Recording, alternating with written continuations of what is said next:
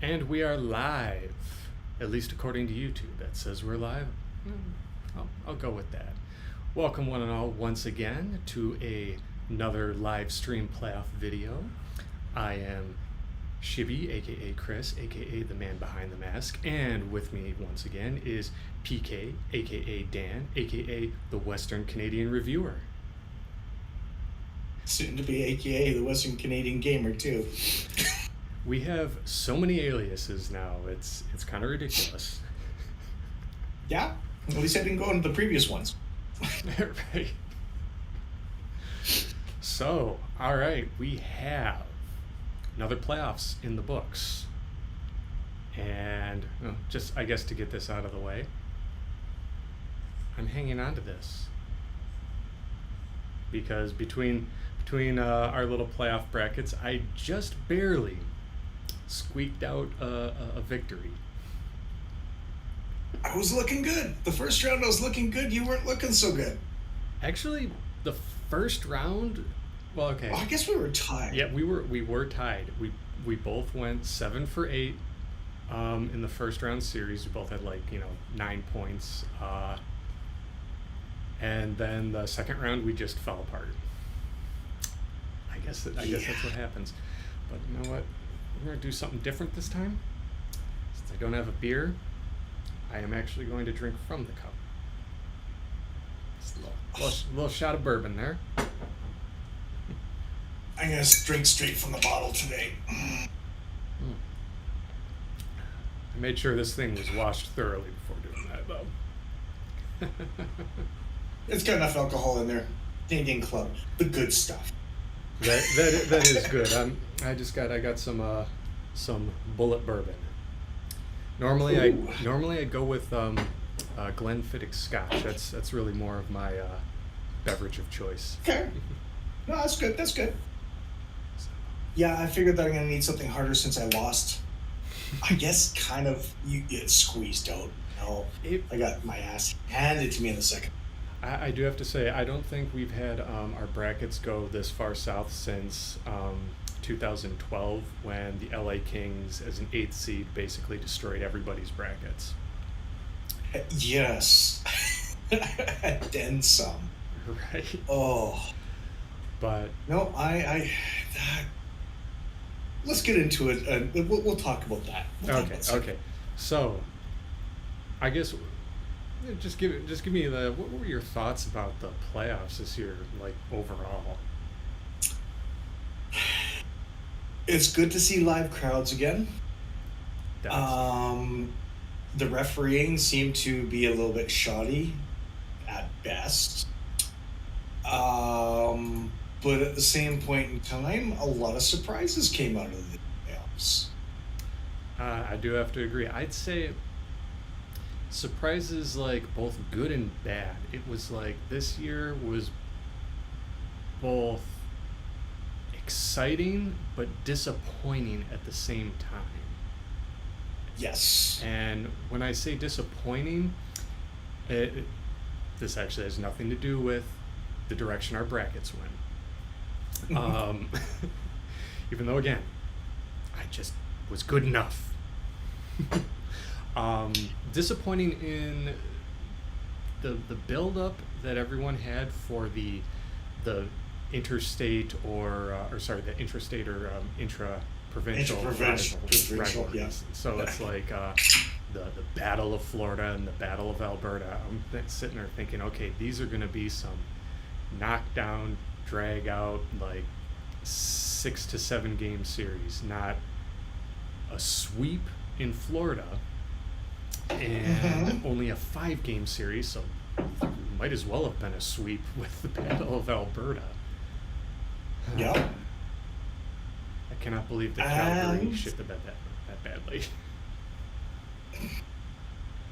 Yeah, and I can't believe the amount of goals in some of these. Yeah, that was the other thing. You had what was it? I mean, game 1 between Edmonton and Calgary. That was a 15-goal game, 9-6. And then like the first game of the conference finals between Edmonton and Colorado, it was an 8-6 game. So you had 28 games in the first round where at least one team scored 5 or more goals. That's like more than half the games in the first round. The number of goals was like crazy. Normally you think of like tight defensive hockey in the playoffs.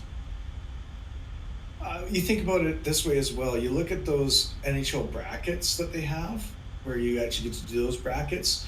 One of the things that they have the tying to define the tying ones is how many goals are scored in that series. Just imagine how many people threw their pieces of paper out the window when they had those high scoring games, thinking, well, even if I tie with somebody, I've just screwed that up. That's true. I don't know. Unless someone was just sitting there going, judging by, the way the kind of the final stretch of the regular season went, because I know we were having a lot of high scoring games leading up to the playoffs. Maybe someone was filling out their bracket going, you know what? I don't think this is going to like just suddenly swing the other direction.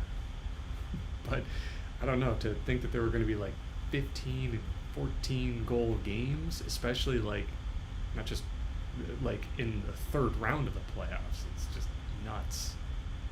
Like, I want to kind of see, do they have it still? I wonder if they have the NHL bracket, or if they actually show who won it.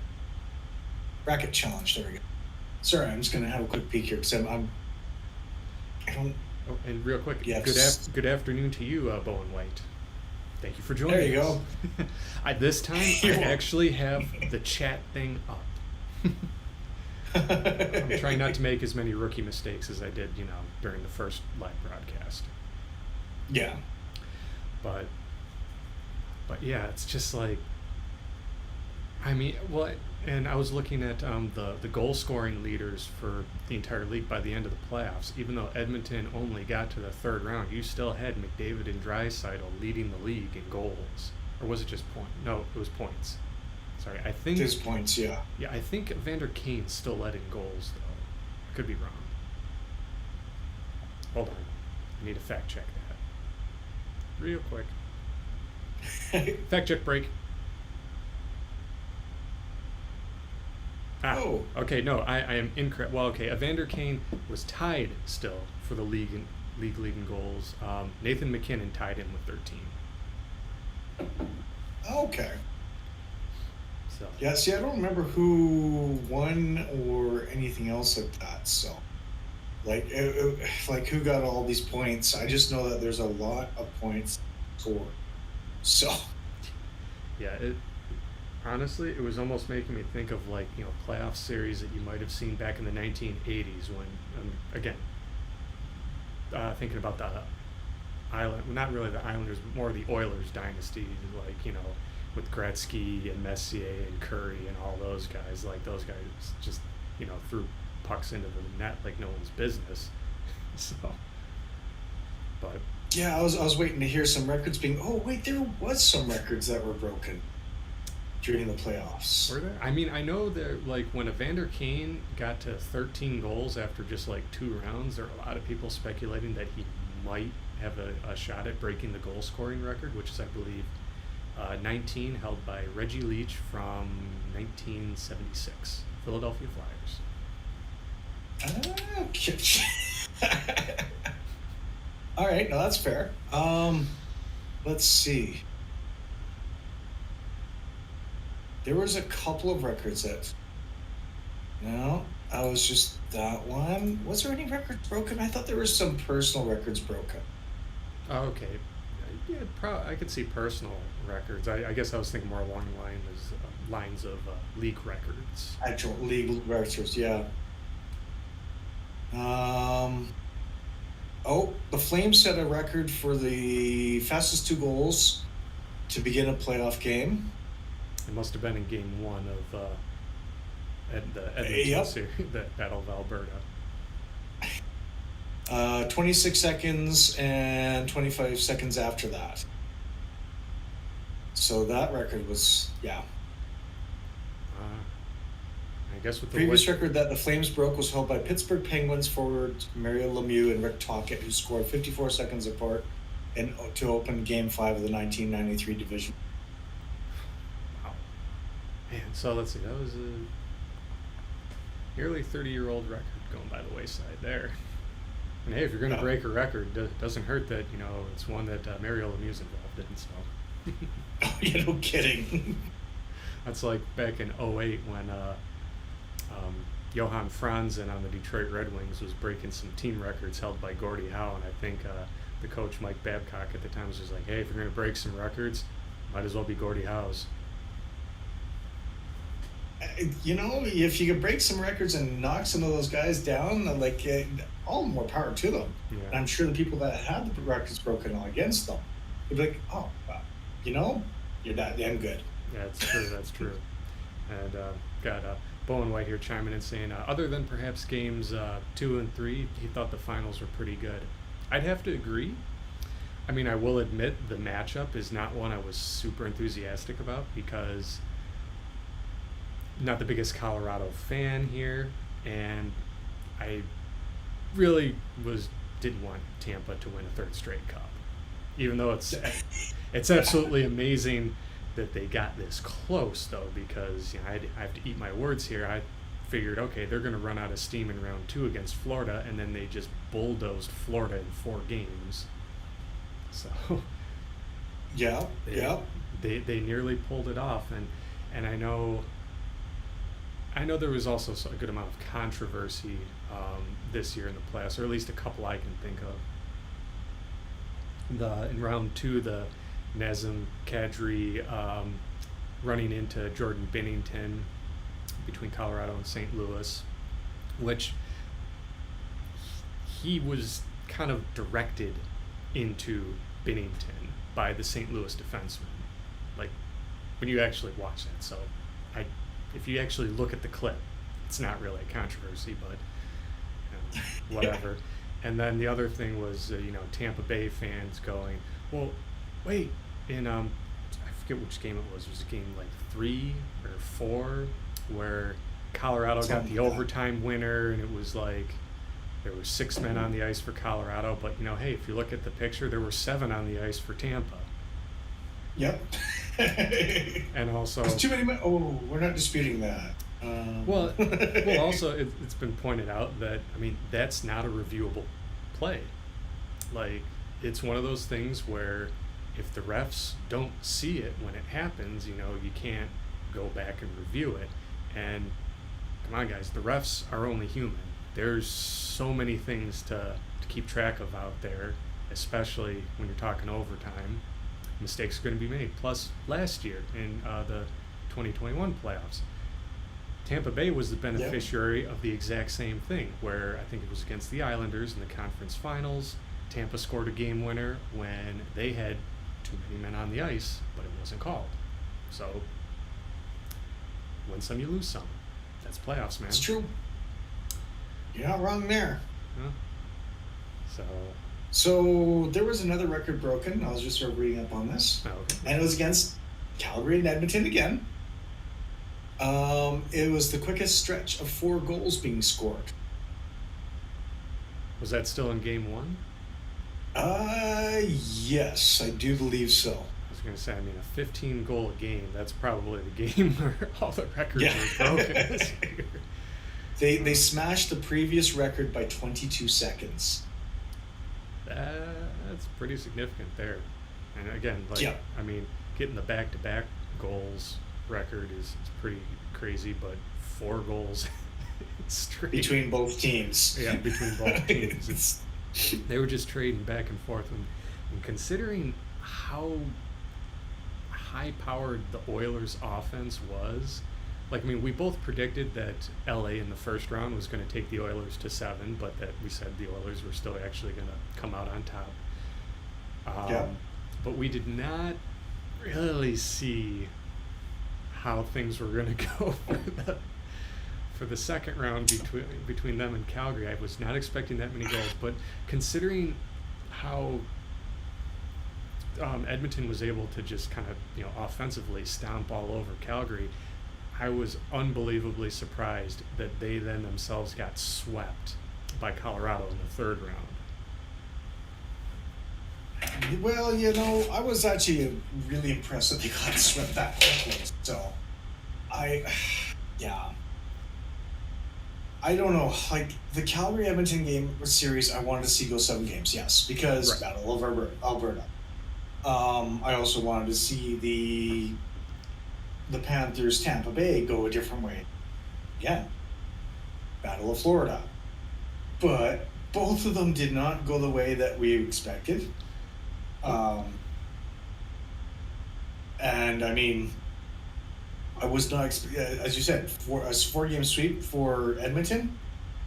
As much as I didn't like the fact that Edmonton made it to the next round, I kind of liked the sweep because I had a bunch of my Edmonton friends sit there and mock me, and as you saw, I lost that bet.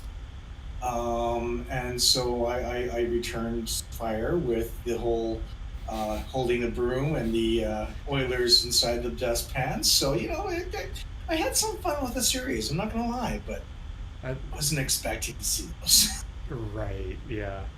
And really what ended up, I feel, doing Edmonton in the third round was what I thought was going to do them in the second round against Calgary, and that was just kind of the inconsistencies with goaltending from Mike Smith. It's just like he can be unbelievably good or just absolutely terrible, and the thing is you just never know which one he's going to be. I think we call that a fluke goaltender, right?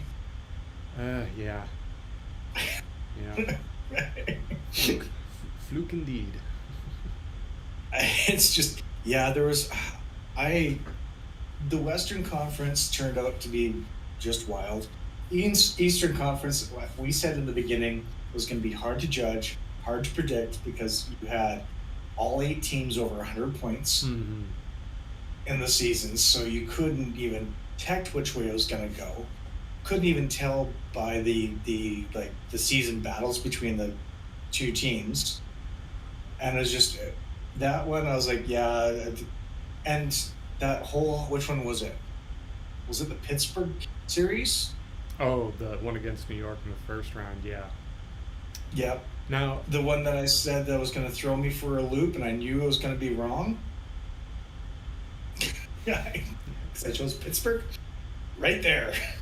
Oh, and Bowen White's saying the Mike Smith experience for you. Yeah, that's true. Yeah, I think another YouTuber by the name of Urinating Tree did a little video after Edmonton got knocked out that basically said, like, yep, welcome to the Mike Smith show.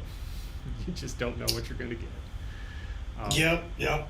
But yeah, with the Pittsburgh-New York series, it's funny because we both predicted that it was going to go 7 games, though I honestly did not expect it to go kind of play out the way it did, where Pittsburgh went up 3-1 and then blew 4 straight. But yeah, I had New York and you had Pittsburgh. Yeah, and you're like, I feel comfortable about New York. Like, I don't feel comfortable about Pittsburgh, but I'm going to choose them anyways. Should have went with my gut on that. I mean, well, at the same time, I had a weird gut feeling about Minnesota in the first round, and that's why I actually went with them and then was dumb enough to say they were going to get to the third round. When I should have gone with the smaller voice in my head that was probably the most reasonable one. Actually, if you go back and look at our prediction talk, I'm sitting there listing out all the ways that St. Louis is the better team and will most likely win the series, and then I go, but I'm going to go with Minnesota. And that was the only series I got wrong in the first round. So, yep. Yeah, we both got one wrong in the first round. It was both us going, so, yeah. What do we have here? Right, yeah. So I'm still trying to get back onto the North American time zones here. Oh, right. You just got back from your trip. Yeah. Was it worth it? Oh, yeah. Definitely would go again. I mean, how often do you get to say you got, walking on the sands of the Colosseum. We who are about to die, salute you. Sadly, I couldn't bring my gladius sword inside, but, you know. Yeah. I think you win some, you lose some. You could have bought a replica probably from one of the gift stores. Surprisingly, okay, man, I think they had plastic or wooden ones. Yeah, there you go. They had more of the helmets, actually. I think they were trying to refrain from anything in the gift shop that the little kids could then run around just like beating people with, because there are a lot of people going in and out of there. Do you have anything to declare on your way back? Yes, this wooden sword. I'm sorry, what? It's making me think of the movie Snatch with Brad Pitt and all them, where I think that guy comes back from England, like, do you have anything to declare? He's like, yeah, don't go to England. No, I was trying. When going through customs, you know, as funny as it would be to say something like that, you don't really want to mess around too much. No, not in the least. But getting back on track, another thing that actually surprised me was Carolina. Not so much them getting to the second round, because we both said they would, but the fact that they did so and got as far as they did in the second round by only winning home games. These guys could not win a single game on the road. There's a few teams that have done that in the playoffs before, though. I guess it's like I could see them getting through the first round like they did, but I was surprised that they were able to nearly win 2 rounds in that manner, because I mean, at some point, you've got to win a game on the road in the playoffs if you want to win the cup. I mean, I know mathematically it's not impossible to win a cup by only winning home games if you're like, you know, number 1 seeded team, but it's going to make it difficult. It'll be improbable. I mean, that's true, especially if you're the lower seed and you're not have home ice advantage. Right. So, which it's like, you know, they had home ice for the first 2 series, but I don't know if they would have had home ice had they made it to the third round against Tampa, and they definitely would not have had home ice had they made it to the finals against Colorado. So yeah, like you said, possible, but not entirely probable. True. No, I looked at it and went, okay. And I think I stopped really watching after all the Canadian teams were knocked out. Glad that Toronto was knocked out, as I predicted, and for all the Toronto fans out there. The memes live on. Sorry. They really do. So what got me is after the first game, when they shut out Tampa 5-0, and I looked at one of the videos that TSN had posted, where they had one of the bar down guys, I think Corwin, who's a huge Leaf fan, was out on the street, talking to a bunch of Maple Leaf fans and everything. And even though they had only won 1 game, granted it was 5-0 against the 2-time defending champions, they're like, we're sweeping them, the cup is ours. And I'm like, you won 1 game. Told you they were going to be planning the parade. Oh, well, I mean, they planned the parade in September. Oh, and real quick, welcome Miss Felony Strutter. Let's see. All Flames fans should be happy Dustin Wolf is going to be a true great NHL goalie. I'm not. Once you get to that league, you could be great, or you could really just get your ass handed to you. Depends. So look at Rick DiPietro with the Islanders. Yep. Yeah, you're not wrong. I mean, it comes out. I would like to see a better goaltending come out of the Flames, even though they took Markstrom. Still not better about that. Here, just to make you feel better, I'm actually wearing a very rare Vancouver Venom hockey jersey. Saw that. I was quite impressed with that. Look at that. This is a game worn jersey because They never made. This team was around for 2 games. In 1995, the league that it played in itself was only around for like 8 games over the course of like 2 months.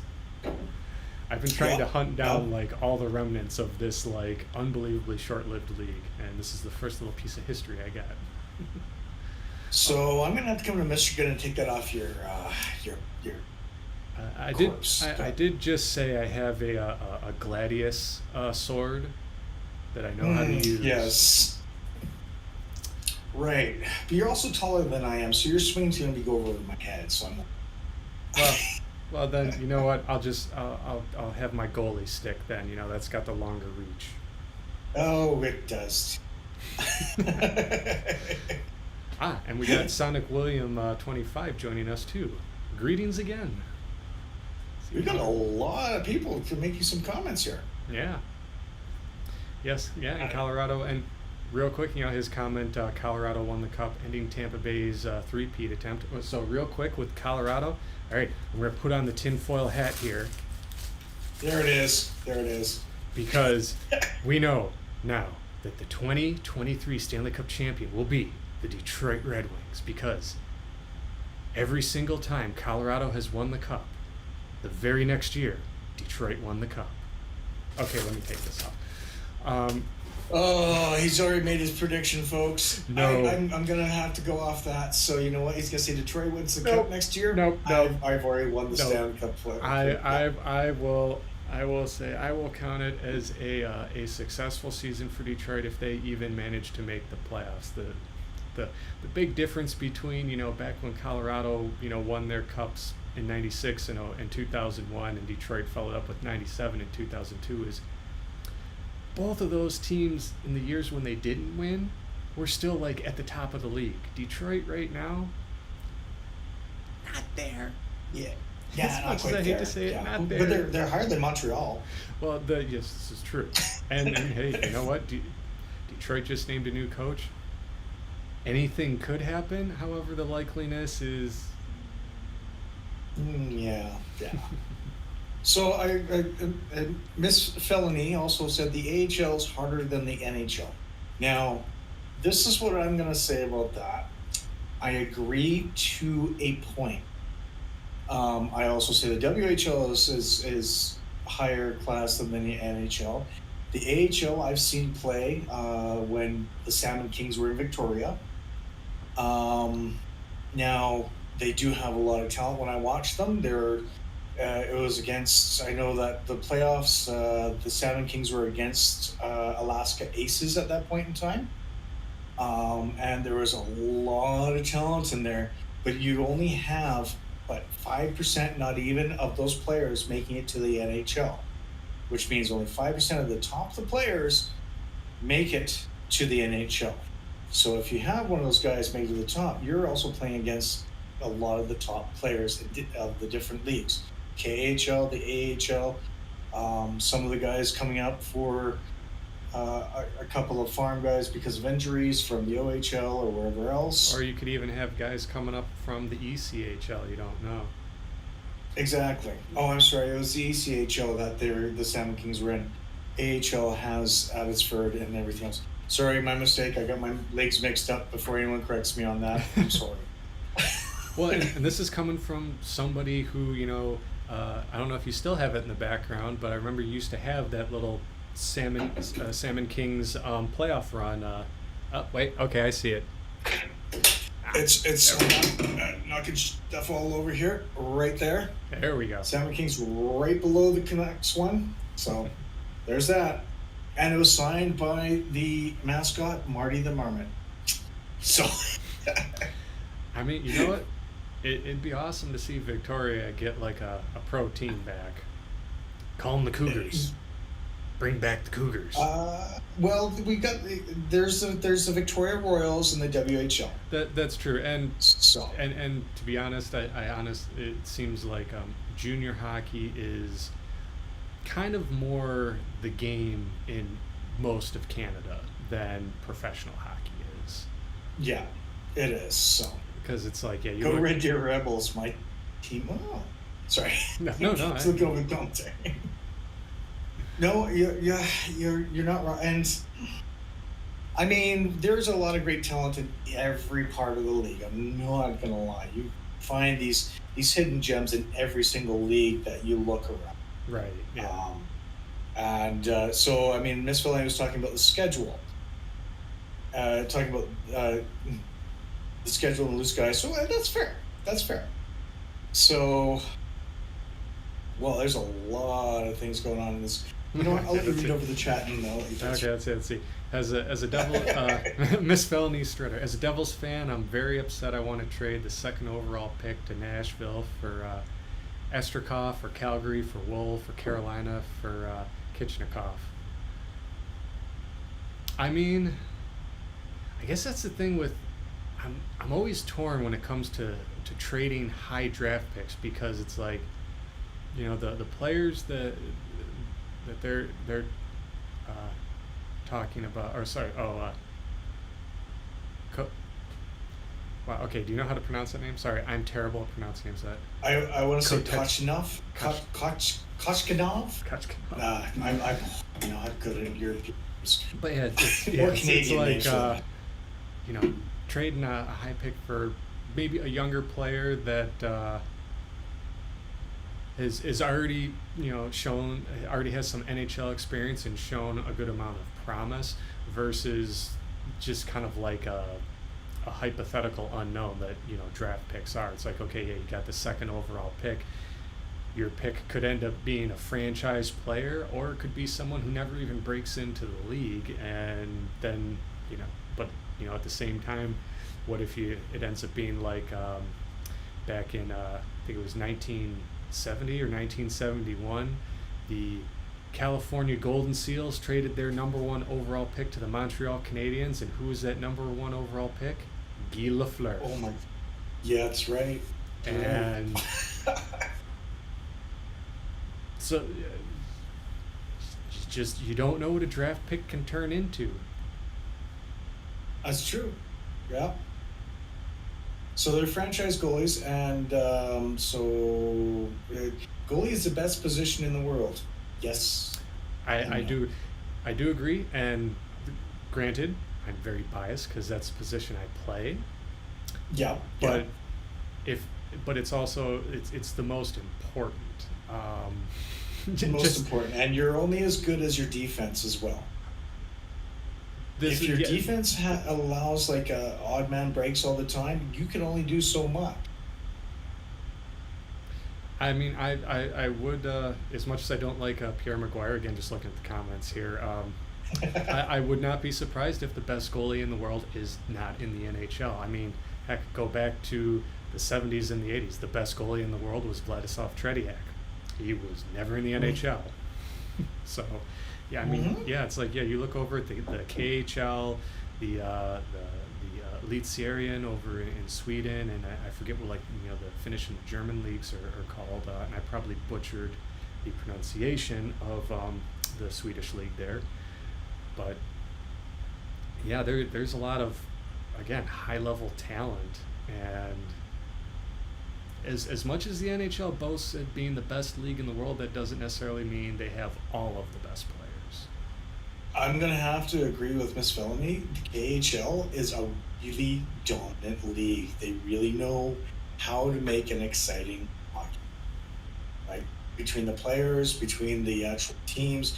I don't get a chance to watch a lot of the KHL games, but I've always wanted to because I feel their level is a little bit higher than the NHL. But they probably get paid, well, they also get paid a little bit more too than the NHL. Yeah, that's true. And I can't remember if they play on the bigger ice surfaces than the NHL does, because I feel like most European hockey plays on Olympic size ice rinks as opposed to the NHL, which is and North American hockey, which is a little bit smaller. Yeah. So, I mean, I know that was kind of another one of the reasons why the Soviet teams, like back in the day, were so dominant, because they always played on those huge ice surfaces, so they knew how to utilize that, whereas North American players, like, aside from the Olympics or maybe World Championships, they weren't playing on those surfaces. Yeah, that's true. The, Yeah, it's yeah, yes they do apparently. And I didn't realize that they were free on YouTube either. So I got some YouTube binging to do. I mean, I usually, whenever the World Championships come up, I have or on the IHF YouTube channel, they usually do stream the lower divisions, which is kind of fun to watch because it's like you can be watching teams like wait, I'm trying to remember. Wow, now all of a sudden I blank. But okay, we'll go with like South Korea or Great Britain was in like the top level, but they were just downgraded, or like Luxembourg. Just to name a couple that you don't usually see in like the big division with the U.S., Canada, Russia, Germany, and all them. Holy mackerel. Okay, so I'm looking at the comments here, and yeah, so they do have the Olympic size rinks. Could be ring. I don't know. So she loves Russian hockey, and she lives in Philadelphia, and she has over 300 Russian games on DVD from 1968 to 2007. I think you got some competition here. Well, in regards to Russian hockey, I think she has me beat. I will fully admit to being beat there. I think I only ever did just like a few episodes of my series that dealt with like international and more specifically Russian hockey. I know I did like one episode for the Soviet Championship League, and then one for like the Super League that replaced that, and then one for the KHL. And then there was like, I think the very first season of this show where I did 3 episodes of just talking about like World Championships and Olympic ice hockey. Yeah. So yeah, I think you did. It's something where I guess like being in North America, of course, I guess if I tried hard enough, I could probably find a lot more information about European hockey history and like Russian hockey history than I've been able to find. But it's not the easiest thing. That and you don't get paid enough. Exactly. I get paid in nothing. Yeah, absolutely nothing. Oh, we're gonna bring that out again. Yes, son of a. Gonna bring that out again. Okay, all right, fair. If I didn't have to drive later on, I'd be going shot for shot for it too. So, yeah. All right. Well, I mean, those 2 right there were probably the equivalent of one shot. This isn't exactly a big cup. That's. I know. I used to have that cup. I know maybe I should use the bigger one right there, but that would be for a beer. Yeah, I think with that one you might not be doing so well after. I'll be like John Belushi. Just be like, what was that in Animal House? Which I actually think that was almost there. Yeah. So, Miss Felony, my favorite teams are the CSKA Red Army and both affiliates, Zavitsia, and if I mispronounce it, I'm sorry. No, I'm not even going to pronounce that. And North American New Jersey Devils, I want to say Comets, UTICA. Was that Utah Comets? Utica Comets. Utica. Okay. Yeah, because that's AHL. Yeah, because they're the current AHL affiliate for New Jersey. Right, and the Red Deer Rebels, which is between Edmonton and Calgary. I know that one. Yeah. That one I know. Oh, and also lifelong metalhead. Thank you. I'm not sure if I am or not. I don't know. So. What's behind me is not a metal poster. That's Burning Man. Hey, that's still cool. That's true. I don't know if I could ever, if I have the endurance to ever do that again, because that was over 10 years ago that I went. But I know that feeling. It's like, I'm gonna go ride my bike, get 100 meters. I'm gonna go turn around and go home now. Yeah. So, I guess we're gonna throw this back on track. Okay, yeah. Did you expect, after the second round and getting into the semifinals, did you expect to see a Colorado and Tampa Bay final? I did not. All right, so you said this after we got out of the second round? After we got to the second round, so Okay. we're getting to the conference finals, and it was Colorado and Edmonton, and Tampa Bay and New York. oh, thank you. Yep. Did you see that finals being shaped up that way? I guess, like, yes and no. It was one of those things where at that point in the playoffs, given everything that had happened, especially with our brackets completely falling apart, I think at that point New York was the only team I had left in my bracket because they were the team I actually predicted to win the cup. So I was sitting there thinking, okay, they can at least get to the finals. That'd be awesome. So it was one of those things where I was hoping to see like New York against Colorado. But at the same time, given how Edmonton had just walked all over Calgary, sorry PK, yeah, You're not wrong. yeah, I really had no idea what to expect because it's like both Colorado and Edmonton were such offensive juggernauts of these playoffs, and then you had Tampa with New York. I was sitting there going like, okay, New York is worried like both against Carolina and against Pittsburgh. You know, they fell behind in their series, and I was sitting there going like, oh geez, I don't know if they're going to be able to dig themselves out of this hole. So when they went up 2-0 against Tampa, I was thinking like, all right, this could work out. But Tampa was just like that cockroach that wouldn't die. You're not wrong, Mitch. It's just like each time you thought Tampa Bay was just like, okay, all right, their time, they had their time, it's done. They somehow decided to, you know, just flip that switch and went, nah, we're going for 3. And Yeah. I think they had Gary Bettman's pocket, but I mean that's just me. Okay, well, I guess parting words for Felony Strutter here. Let's see. Would you give up the second overall pick for Martin Brodeur? Or, well, let's see. If we were talking like today, and of course, I guess, with the whole Brodeur question, real quick, I'll think about like either maybe not his prime, but maybe I don't know if we're talking maybe just slightly earlier in his career. We'll say like earlier in their careers for both Vasilevsky and Brodeur. I would, but they established themselves pretty quickly in their careers.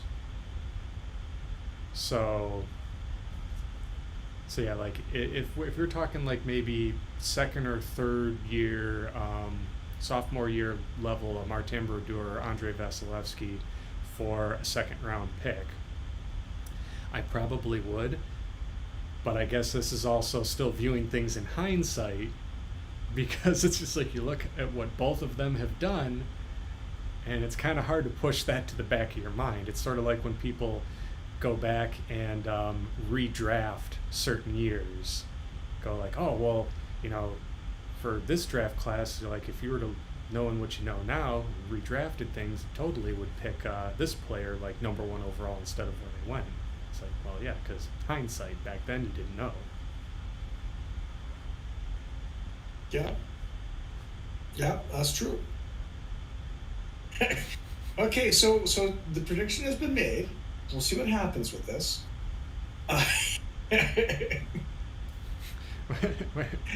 Okay, Tampa will be back. Now, in another 12 years.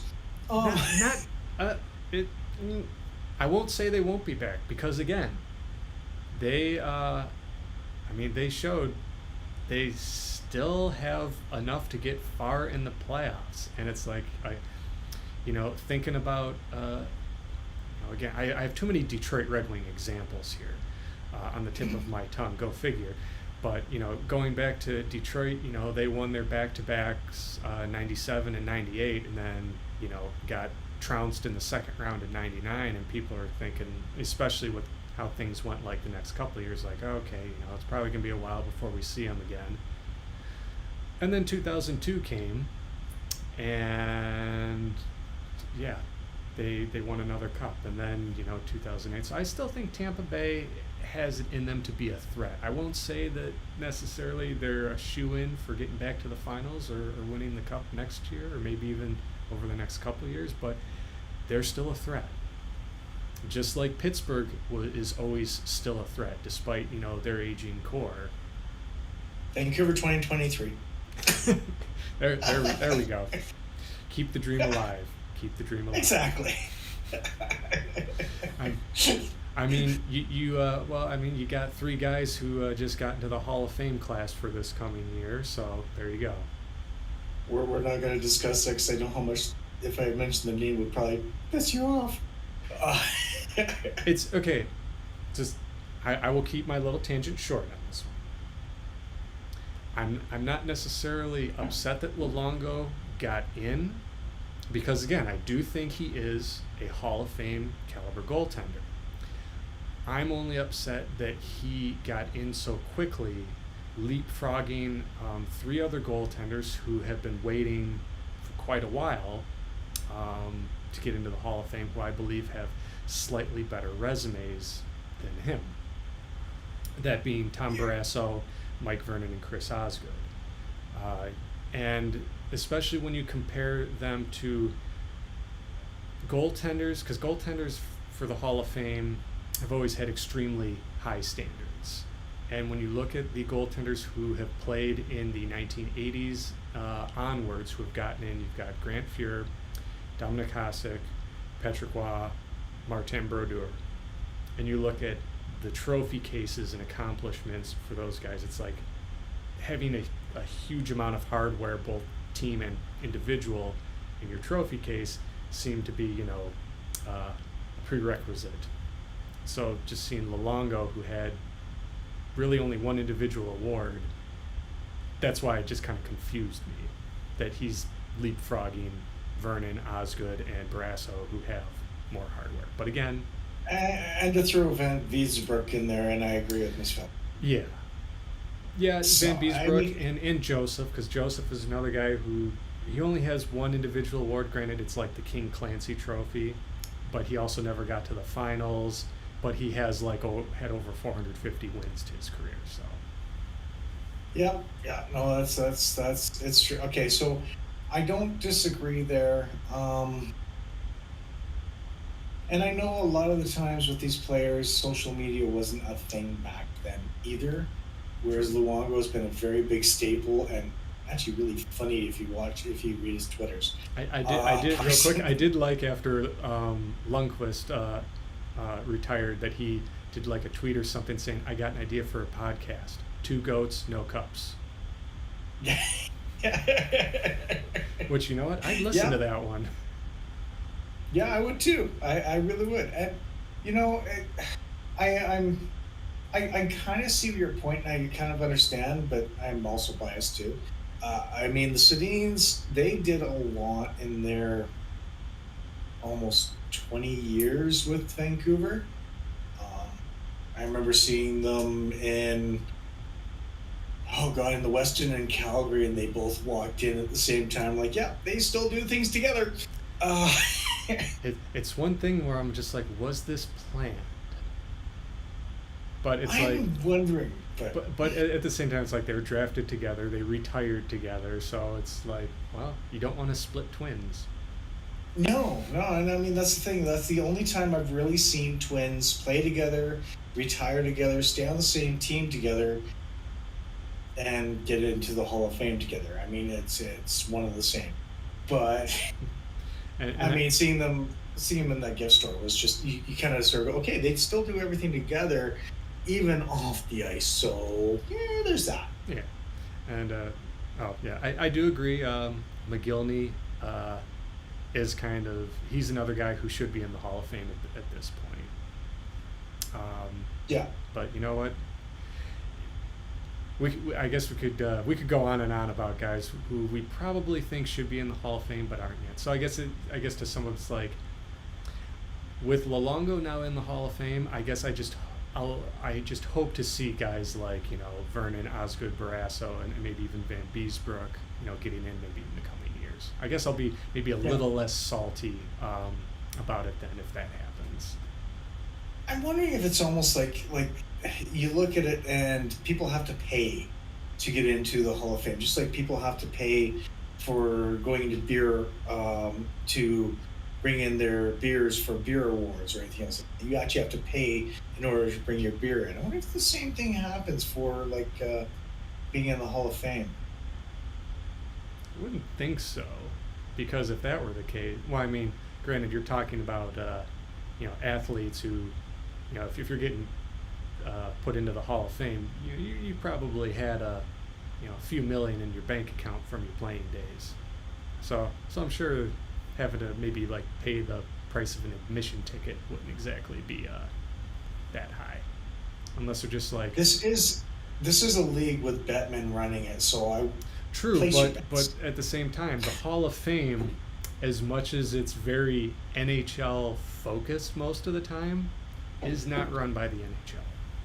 They don't exactly have authority over the Hall of Fame, because again, how else would you explain guys like Vladislav Tretiak getting into the Hall of Fame, someone who never played a single NHL game in his life?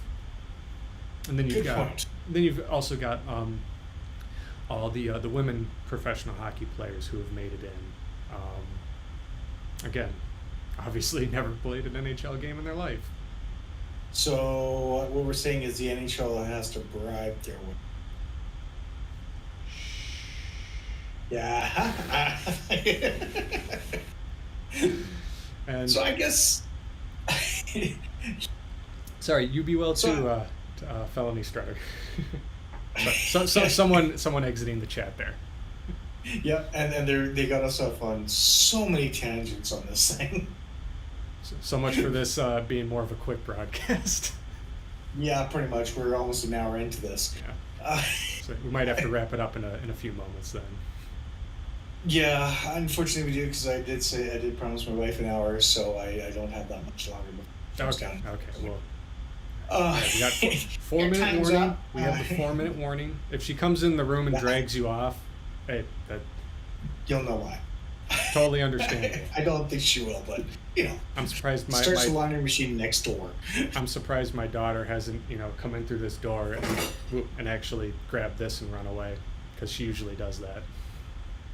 Yeah, well, she tries to drink out of it, and there's any drops of that whiskey in there, she'll have a good sleep. Well, I mean, that is how parents back in the day helped with kids who were teething. My mom always tells me that she used to, on the gums. My mom tells me she used to take my pacifier and dip it in Bailey's when I was teething, which is probably why I'm as messed up as the way I am. Yeah, I've got a few reasons why I'm messed up, but I think that might be one of them. But it tasted good though, I'm sure.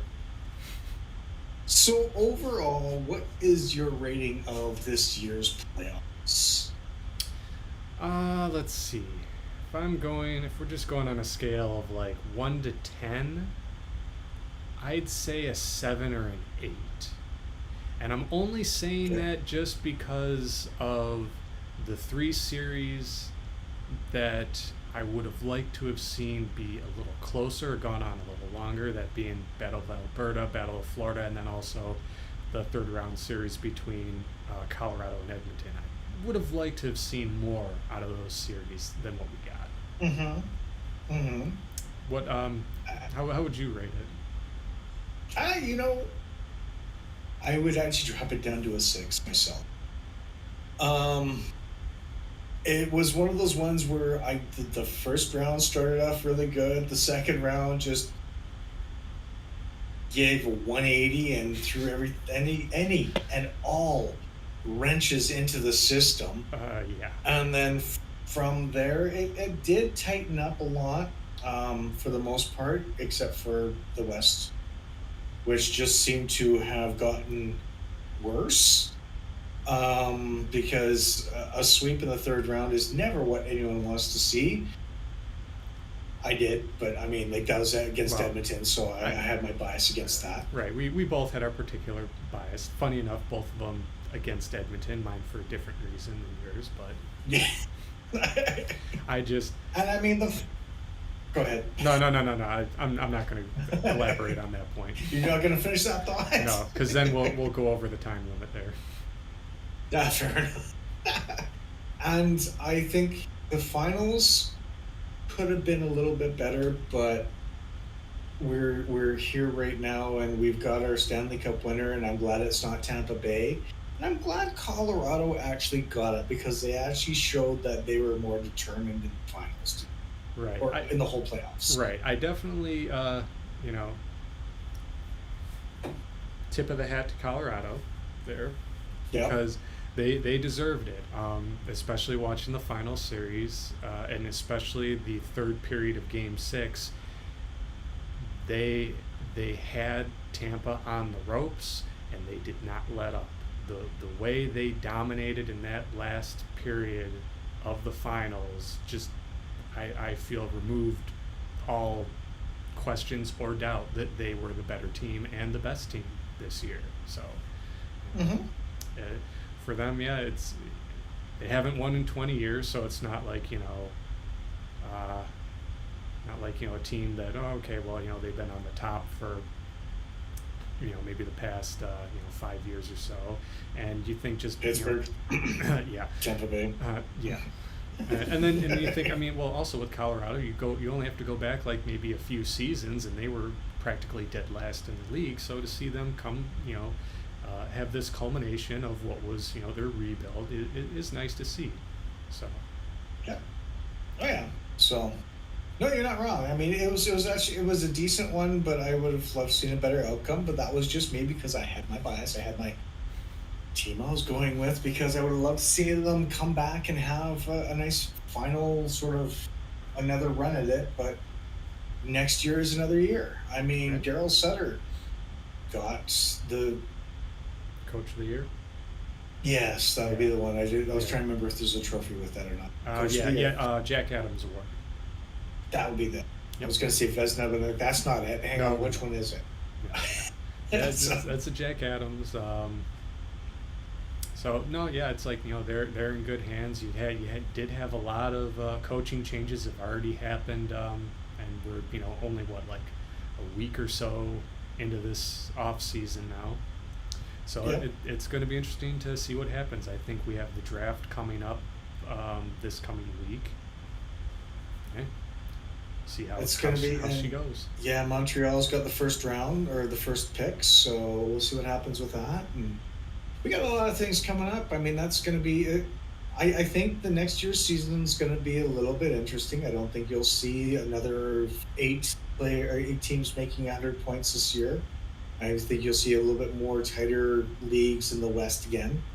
And maybe even Seattle can make a run for it final That would be after nice. I mean, they they definitely proved that Vegas's first year was the exception as opposed to the rule, even though everyone yeah. wanted to believe otherwise as soon as Seattle was picking their players for the expansion draft. But maybe they'll go the way how like the Florida Panthers. They were. I mean, they weren't bad, but they weren't necessarily that good their first couple of years, and then third year they got to the Stanley Cup Finals. So maybe it might be more the long game for Slow Seattle. build.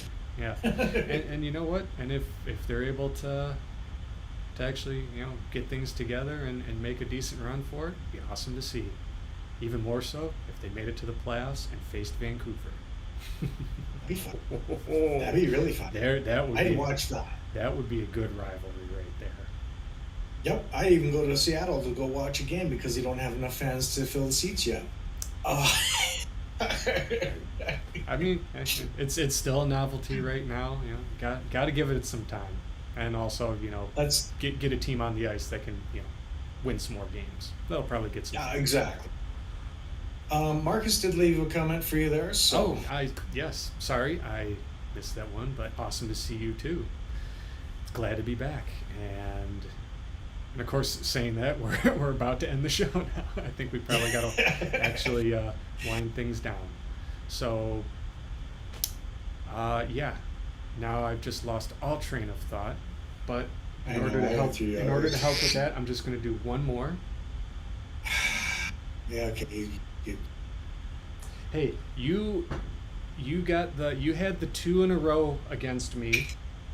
This is technically my 2 in a row now. That's true. For those of you who probably are wondering what the hell I'm talking about, because this is the first year in a few years we're actually doing this on YouTube. In 2019, we actually did do just more of a still a playoff prediction thing on the Let's Talk About Hockey Facebook page, and I did predict the St. Louis Blues to win that year. Though there is video of us exchanging the cup. If you wanted to check out PK's Booze Reviews Live, it was the Founders Brewing Barrel Runner beer review. Oh, you're right. I completely forgot which episode it was. I actually went back and watched it the other day just to make sure it was the correct one. But yes, if you guys wanted to go and check out that old live broadcast on PK's channel, the Western Canadian Reviewer, you'll see the handoff of the cup from him to me for my win in 2019. So this is, then we skipped 2020 and 2021, so I got technically 2 in a row.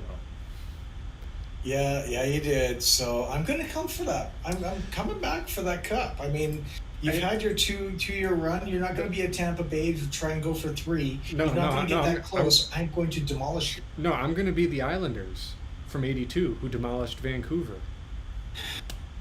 for 3. Shots fired. And that was a sweep too. Oh yeah, you're right. It was. That's when I first started watching hockey. And that's where I first had Roger Nielsen's appreciation for his towel power, which is why those towels are now up there. That is also true. So, all right. Well then, until next year when we do this again, though we very well may try to do one other live broadcast before next year's playoffs.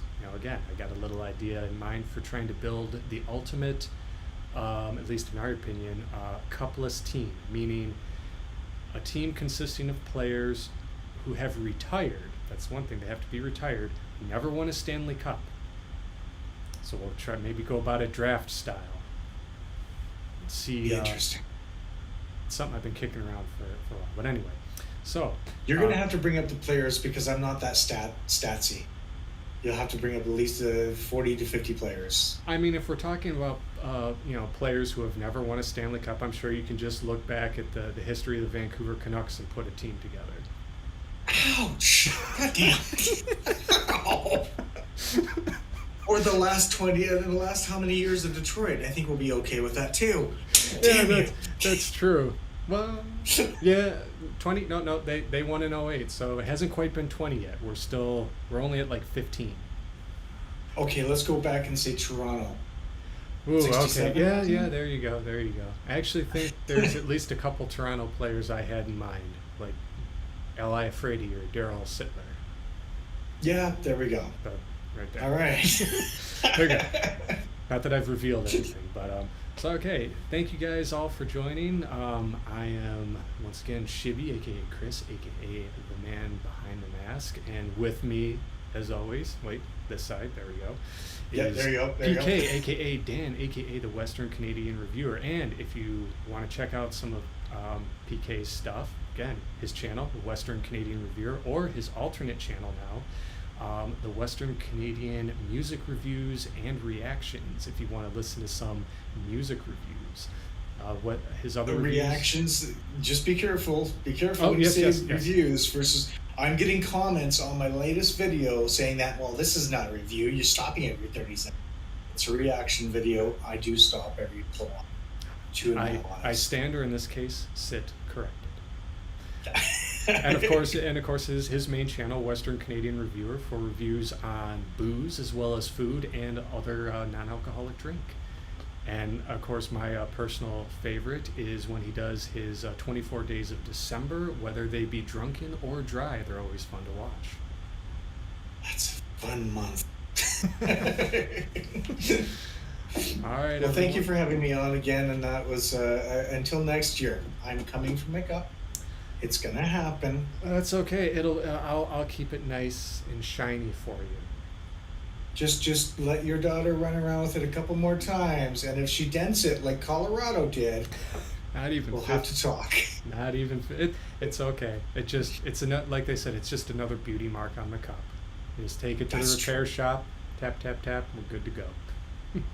Yeah. I mean, there's things we've seen like the cup actually dismantled properly. So yeah, that happens.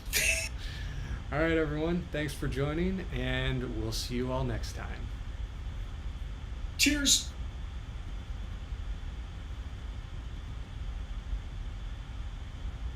All right. I believe we are